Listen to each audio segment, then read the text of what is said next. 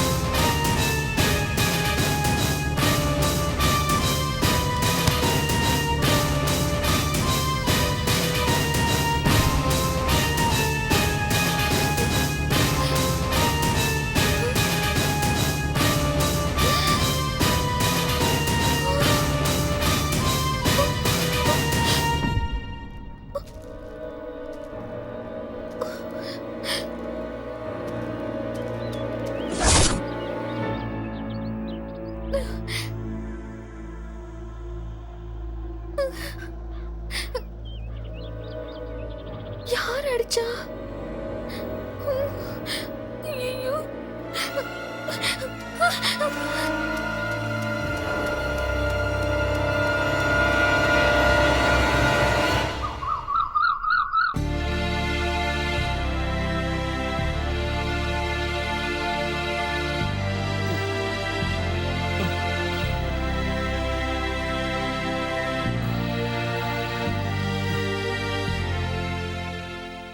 இப்ப நான் சொல்றேன், நீ காதலிடா. தைரியமா காதலி. லெட்டர் எங்க வச்சிருக்க? அது கொண்டு போய் சிவாயை கிட்ட கொடு. ஐயோ, லெட்டரை எடுக்க போறாரு. ஆமா ஆமா, எடுக்க போறாரு. எடுத்துட்டாரு. இது ஏன் விஷயம்? இதுல நீ தலையிடாத. இது நாங்க பாத்துக்கிறோம்.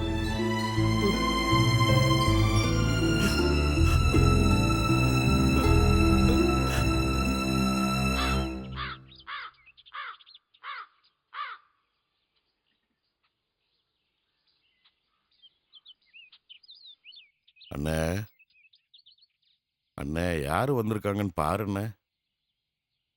ஐயா, நான் நாகராஜ் வந்திருக்கேன்.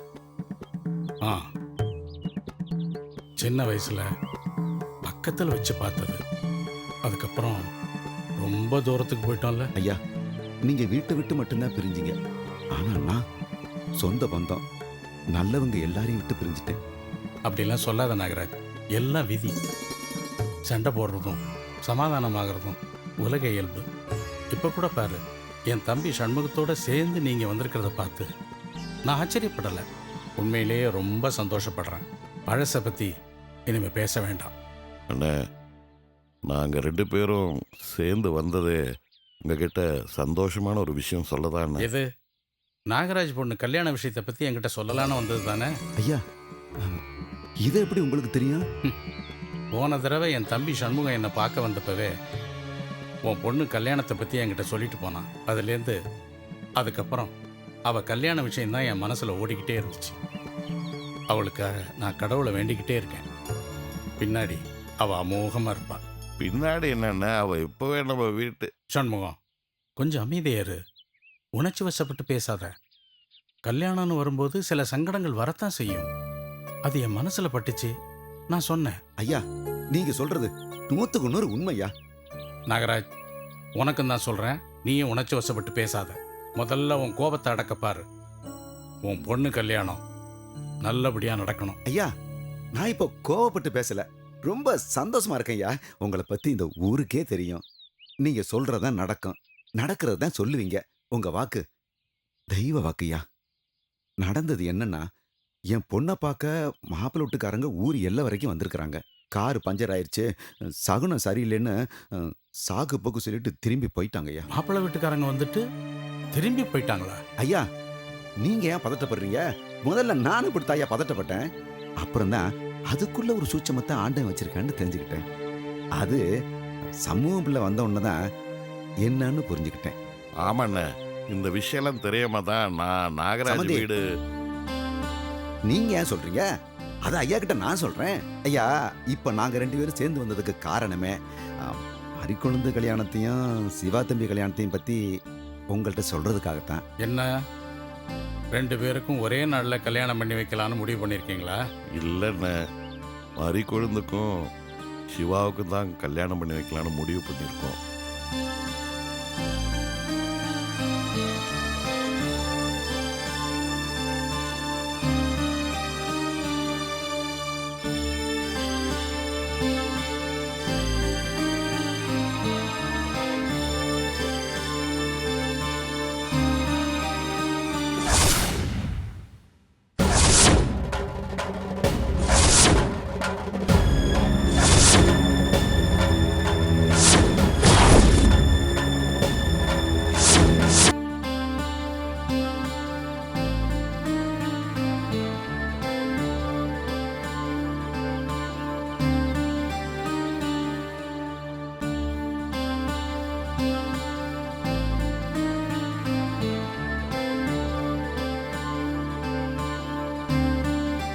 ஆமாண்ண, மறி குழந்தை சிவா கட்டி வைக்கிறதா வாக்கு கொடுத்துட்டாங்க.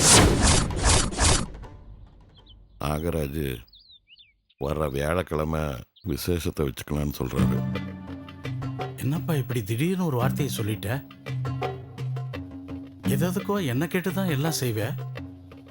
இப்ப திடீர்னு இப்படி ஒரு பெரிய முடிவு எடுக்கும்போது என்ன ஒரு வார்த்தை கேட்கணும்னு உனக்கு தோணவே இல்லையா? இது நான் எடுத்த முடிவு இல்லைண்ணே, நீங்க எடுத்த முடிவு. சண்முகம், இதுல நான் எங்க வந்தேன்? அண்ணே, இது உங்க மனசாந்திக்காக நான் எடுத்த முடிவு. நீ பேசுறது புரியல சண்முகம். அண்ணே, நான் நாகராஜ் வீட்டுக்கு போயிருந்தப்போ அங்க அந்த கல்யாணம் நின்று போன விஷயம் அப்பதான் எனக்கு தெரிஞ்சதுண்ணே. நாகராஜ் வீட்டில் எல்லாரும் இடிஞ்சு போய் இருந்தாங்கண்ணே. இந்த சமயத்துல நாம நாகராஜுக்கு ஏதாச்சும் நல்லது செஞ்சா இத்தனை வருஷமா நம்ம குடும்பத்துக்குள்ள இருக்கிற பகை நீங்கிடும் தான் நான் இந்த முடிவே எடுத்தேன்.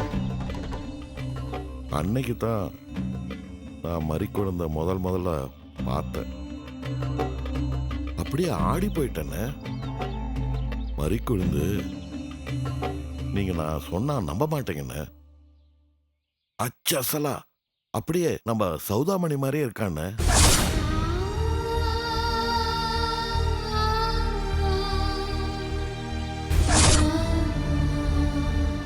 என்னால ஒன்னும் பேச முடியலண்ண.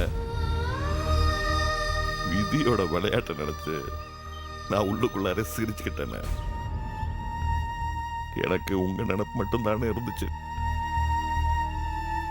சௌதாமணி என்ன பார்த்து கெஞ்சி கேட்கிற மாதிரி இருந்துச்சுண்ணே. இந்த ஜென்மத்திலேயாவது உங்க குடும்பத்துல வாக்குப்படுற பாக்கியம் எனக்கு கொடுப்பீங்களா மாமான்னு கேட்டான். எனக்கு ஒண்ணுமே ஓடலண்ண. நான் உடனே இந்த வாக்க கொடுத்துட்டேன். அவசரப்பட்டுட்டே சண்முகம். எதுக்காக இப்படி ஒரு முடிவு எடுத்த? என்னங்க நீங்க இந்த கல்யாணத்துல உங்களுக்கு இஷ்டம் இல்லை போல் இருக்க? விட்டா கல்யாணத்தை கூட நிறுத்தினீங்க போல் இருக்க. அதுக்குல்ல நாகராஜ், இப்பதான் கொஞ்ச நேரத்துக்கு முன்னால என் வாக்க தெய்வ வாக்குன்னு சொன்னேன் இல்லையா? அதனால நான் என்ன சொல்ல வரேங்கிறத நீ முதல்ல புரிஞ்சுக்க. புரியுற மாதிரி சொல்லுங்க, நான் என்னன்னு புரிஞ்சுக்கிறேன். அதை எப்படி உங்ககிட்ட சொல்றதுன்னு எனக்கு புரியல. சிவாவுக்கு ஒரு வேலை கிடைக்கட்டும், அதுக்கப்புறமா இந்த கல்யாணத்தை வச்சுக்கலாமே. தாராளமாங்க. நான் இப்ப என்ன உடனே வைக்கணும் நான் சொல்றேன் இல்லையே. தாராளமா வேலை கிடைக்கட்டும், அப்புறம் வச்சுக்கலாம். ஆனா நிச்சயார்த்தம் இப்ப தாங்க வச்சாகணும். நாகராஜ், ஒரு ஒரு வாரம் 10 நாள் பொறுத்துக்க கூடாதா? முடியாதுங்க. நான் வேணா சமூகத்தோட வசதியில கம்மியா இருக்கலாம், ஆனா எனக்கு ஊருக்குள்ள அந்தஸ்தும் பேரும் இருக்குது. எனக்கும் 100-200 பேர் ஆள் இருக்கான். நான் கல்யாணத்தை நடத்தணும், நடத்தி தாங்க காமிப்பேன். முடிஞ்சா ஆசீர்வாதம் மட்டும் பண்ணுங்க. இப்ப மணி என்ன? இன்னும் 24 மணி நேரத்துல இந்த நிச்சயார்த்தம் நடக்குமுங்க. வாங்க சண்முகம்.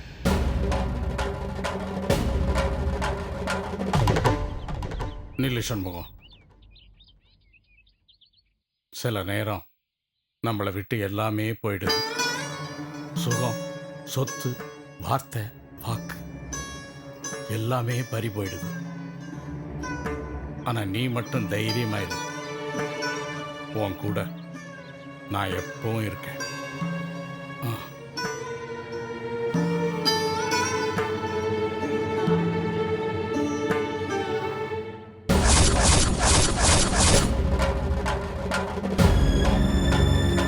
இன்னும் 24 மணி நேரத்துல இந்த நிச்சயார்த்தம் நடக்குமுங்க. இந்த நிச்சயார்த்தம் நடக்குமுங்க. நடக்குமுங்க. 4.5 மணி நேரத்துக்கு மனுஷன் திட்டம் போடுறான், ஆனா அதை ஒரு 6 மணி நேரத்திலேயே கடவுள் புரட்டி போட்டுருவார். இது தெரியாம நாகராஜ் சவால் விடுறான்.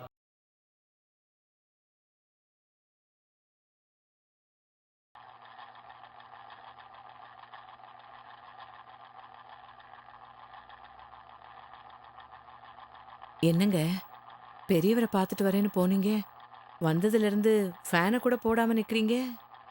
அண்ணனுக்கெல்லாம் சந்தோஷம்தான்.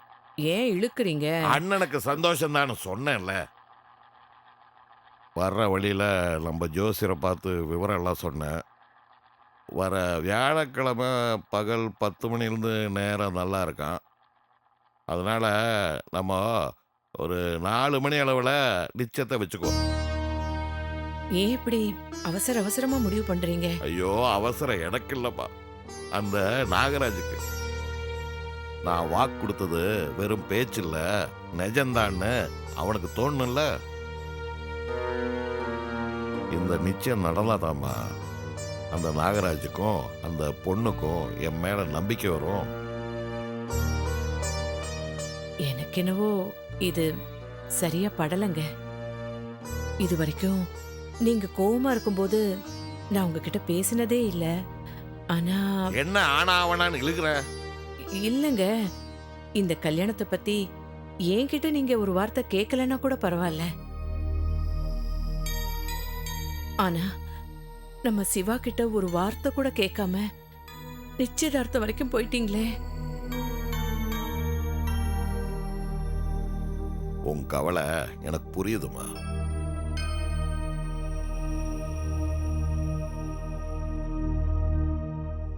அந்த பொண்ணு கால் ஊனமா இருக்கு. எப்படி நம்ம பையனோட சேர்ந்து குடும்பம் நடத்துவான்னு தானே யோசிக்கிற. நான் அந்த பொண்ணை முதல்ல பார்த்தப்போ ஒரு நிமிஷம் அப்படியே ஆடி போயிட்டோமா. ஆனா அந்த பொண்ணு கண்ணில் ஒரு விஷயத்த பார்த்தோமா. செத்து போன நம்ம சௌதாமணிய என்னை பார்த்து பேசுற மாதிரி இருந்துச்சுமா. இந்த ஜென்மத்திலேயாவது உங்க வீட்டுல வாக்கப்படுற பாக்கியத்தை எனக்கு கொடுங்கன்னு கெஞ்சுற மாதிரி இருந்துச்சுமா. என் அண்ணனுக்காக உசுரைய தியாகம் பண்ண பொண்ணு தானமா அது.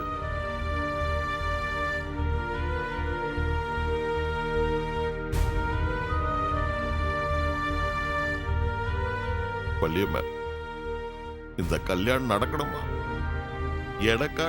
எனக்காகமா, என் நிம்மதிக்காகமா. சிவா மரிக்கொழுது கல்யாணம் கண்டிப்பா நடக்கணுமா? அதுக்காக தான் நான் அப்படி ஒரு வாக்க கொடுத்துட்டு வந்துட்டோம்மா.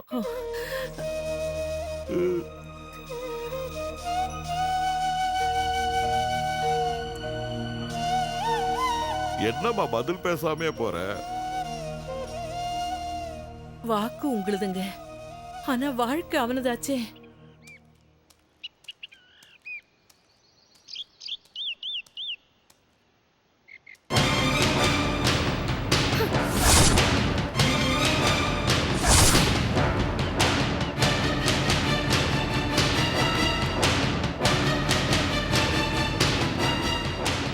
டேய்,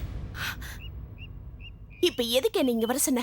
நாம 2 பேரும் சந்திச்சு பேசி ஒரு முடிவுக்கு வரலாமே தான். அதான் எல்லாம் முடிஞ்சு போச்சே. நான் ஏதோ தப்பு பண்ண மாதிரி பேசுறேன் மோகனா. எங்க அப்பா என்கிட்ட கேட்காம இப்படி ஒரு முடிவு பண்ணிருக்காரு. நானே மெல்லவும் முடியாம முழுங்கவும் முடியாம தவிச்சிட்டு இருக்கேன். நான் சொல்ல வேண்டியதெல்லாம் நீ சொல்லிட்டு இருக்க. உன்னோட கண்ணுல காதுல புரிஞ்சுக்கிட்டனா உன் மனச புரிஞ்சுக்காம போயிட்ட. கவிதை வழியா காதல சொல்லிட்டு கழுத்து அறுத்துட்டியே. சாவித்திரி வழியா என்ன காதலிச்சுட்டு அவளை ஏமாத்திட்ட. இப்போ என்ன காதலிச்சுட்டு இப்ப என்னையும் ஏமாத்திட்டு இன்னொருத்தி கழுத்துல தாலி கட்ட போற. அப்படிலாம் பேசாத மோகனா. ஊர் உலகத்துல ஆம்பளைங்க தான் பொம்பளைங்கள துரத்தி துரத்தி காதலிப்பாங்க. இங்கன்னா உங்களை துரத்தி துரத்தி காதலிச்ச. இப்ப என்ன நடக்க போகுது? நீங்க அந்த மாதிரி குழந்தை கழுத்துல தாலி கட்டி கல்யாணம் பண்ணி சந்தோஷமா இருக்க போறீங்க. நான் உங்களை நினைச்சு நினைச்சு சாகணும் இல்ல? ஏன் இப்படிலாம் பேசுற? நான் இப்படிதான் பேசுவேன். நான் ஒண்ணு மத்த பொண்ணுங்க மாதிரி பயந்து ஓடி ஒளிய மாட்டேன். என் காதல் தோத்து போச்சுன்னு நான் தற்கொலை பண்ணிக்கவும் மாட்டேன். உன்னையும் சும்மா விட மாட்டேன். சிவாவை பத்தி எனக்கு தெரியும். அவன் படிச்ச பையன். அவங்கிட்ட நான் ஏற்கனவே கேட்டப்போ அவனுக்கு காதல் கீதல் எதுவுமே கிடையாதுன்னு சொல்லிட்டான். எங்கேயோ பிறந்த சாவித்திரிய தங்கையே ஏத்துக்கிற மனப்பக்கம் அவனுக்கு இருக்குல்ல. மறி குழந்தையும் கண்டிப்பா அவன் ஏத்துக்குவான். அவங்கிட்ட நான் பேசிக்கிறேம்மா. நீ மட்டும் நடுவுல வந்து குழப்பிடாத. நீங்க சொல்றீங்க, நான் கேட்டுக்கிறேன். ஆனா என் மனசுல ஒரு பயம் இருந்துகிட்டே இருக்குங்க. இந்த கல்யாணம் நடக்குமா நடக்காதான்னு. ஏய், வாய மூடு. அப்படி நடக்காதுன்னா அண்ணா சொல்லியிருப்பாருல்ல. நீங்க மட்டும் தனியா போயிருந்தா சொல்லிருப்பாரு. நீங்க நாகராஜையில கூட்டிட்டு போனீங்க. ஐயோ, ச்சே. இந்த பொம்பளைங்களே இப்படிதான்.